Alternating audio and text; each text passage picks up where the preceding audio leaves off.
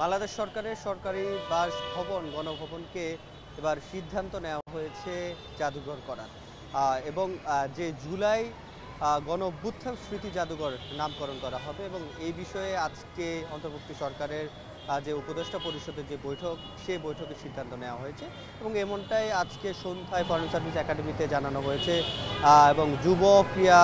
মন্ত্রণালয়ের যিনি দায়িত্ব রয়েছেন উপদেষ্টার আসিফ মাহমুদ সজীব ভুঁইয়া তিনি সন্ধ্যায় আজকে এই বিষয়টি নিয়ে কথা বলেন এবং তিনি জানান যে জুলাই গণ অভ্যুত্থানে সময় যে অত্যাচার হয়েছে এবং সে যে স্মৃতি জমেছে অর্থাৎ যারা শহীদ হয়েছেন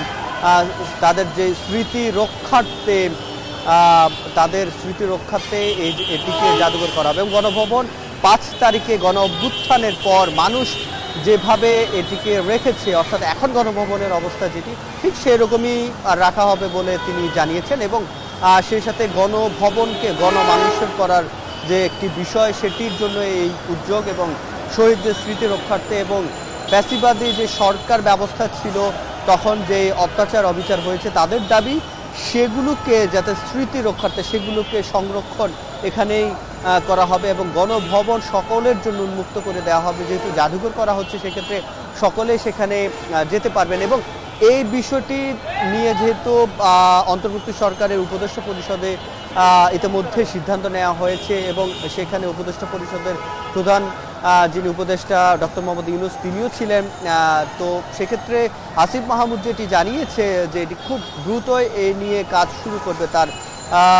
সরকার এবং এই অন্তর্বর্তী সরকার যেটি বলছে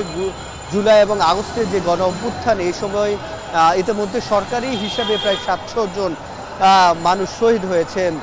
ছাত্র জনতা নানা শ্রেণী পেশার মানুষ শহীদ হয়েছেন এবং তার সাথে যারা আহত হয়েছেন ইতিমধ্যে স্বাস্থ্য বিষয়ক যে উপকমিটি করা হয়েছে সেখানেও তথ্য দিয়েছে 200-র বেশি মানুষ সারা জীবনের জন্য পঙ্গুত্ব বরণ করেছে এই গণ অভ্যুত্থানে এবং সেই সাথে অনেকে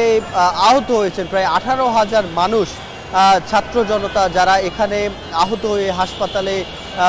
চিকিৎসা নিতে এসেছেন এখন পর্যন্ত যে তথ্য এবং এখন পর্যন্ত অনেককেই খুঁজে পাওয়া যায়নি এরকম যত স্মৃতি রয়েছে এবং আমরা যেটি দেখেছি যে অনেক ছাত্র জনতার সাথে যে নিরীহ যারা খেটে খাওয়া মানুষ দিনমজুর কৃষক শ্রমিক